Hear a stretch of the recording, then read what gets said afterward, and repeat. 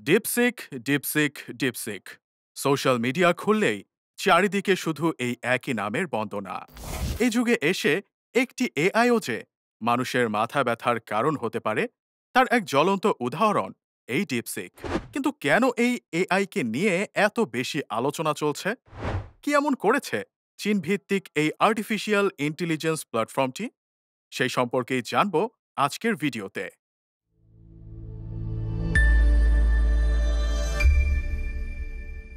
নগদের একটি বিজ্ঞাপনে তামিম ইকবাল হাস্যরসাত্মকভাবেই বলেছিলেন, পৃথিবীটা গোল, আজ আমি এইদিকে তুই ওইদিকে, তো কাল তুই এইদিকে আর আমি ওইদিকে। ডিপসিক এআই যেন এই কথাটিকেই আবারও বাস্তবে পরিণত করেছে। যে চীনকে নিজেদের জাতশত্রু মনে করে আমেরিকা, সেই চীনেরই একটি এআই চ্যাটবট আমেরিকার বাজারে সবচেয়ে বেশি জনপ্রিয় চ্যাটবটে পরিণত হয়েছে, তাও আবার নিজেদের দেশেরই চ্যাট জিপিটিকে পেছনে ফেলে। লঞ্চিংয়ের মাত্র এক সপ্তাহের মধ্যেই ডিপসিক R1 মডেলের এই চ্যাটবটটি অ্যাপল স্টোরের সবচেয়ে বেশিবার ডাউনলোড করা ফ্রি অ্যাপের তালিকায় সবার উপরে উঠে এসেছে। আর তাতেই মাথায় হাত পড়েছে আমেরিকার। ডিপসিক এআই এর সবচেয়ে বড় স্পেক হচ্ছে এর সকল ফিচার ব্যবহার করা যাচ্ছে একদম ফ্রিতেই। অন্যদিকে চ্যাট জিপিটি বা অন্যান্য এআই এর প্রিমিয়াম ফিচারগুলো ব্যবহার করতে গেলে গ্রাহকদের আলাদাভাবে পে করতে হচ্ছে। চ্যাট জিপিটি, জেমিনি, লামার মতো এআই থেকে ডিপসিক তৈরিতে খরচ হয়েছে তুলনামূলক অনেক কম। চীনা হেজ ফান্ড কোম্পানির মালিকানাধীন এই অ্যাপটি তৈরিতে খরচ হয়েছে মাত্র $60 লাখ। যুক্তরাষ্ট্র ভিত্তিক অন্যান্য এআই কোম্পানির খরচ করা $100 কোটি তুলনায় তার রীতিমতো নগণ্য। আর খরচের এই তারতম্যের ব্যাপারটি এআই মার্কেটে যুক্তরাষ্ট্রের একক আধিপত্যের সামনে প্রশ্নবোধক চিহ্ন তুলে ধরেছে। ডিপসিকের অ্যাপ তৈরিতে কম খরচ হওয়ার বিষয়টি পুঁজিবাজারের হিসেবেও বিপ্লব এনে দিয়েছে।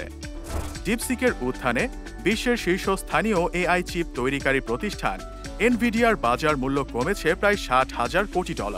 যুক্তরাষ্ট্রের ইতিহাসে কোনো কোম্পানির এতটা অধঃপতন আর কখনোই দেখেনি বিশ্ব। ডিপসিকের এমন উত্থান ঝুঁকির মুখে ফেলেছে অ্যালফাবেট, অ্যামাজন, অ্যাপল, মেটা, মাইক্রোসফট ও টেসলার মতো টেক জায়ান্টদেরও। চ্যাট জিপিটি এর মাদার কোম্পানি ওপেন এআই প্রতিষ্ঠা হয়েছিল প্রায় 10 বছর আগে। বর্তমানে প্রতিষ্ঠানটির কর্মী সংখ্যা প্রায় $4,500 এবং তারা বাজার থেকে মোট $6.6 বিলিয়ন তুলেছে মূলধন হিসেবে।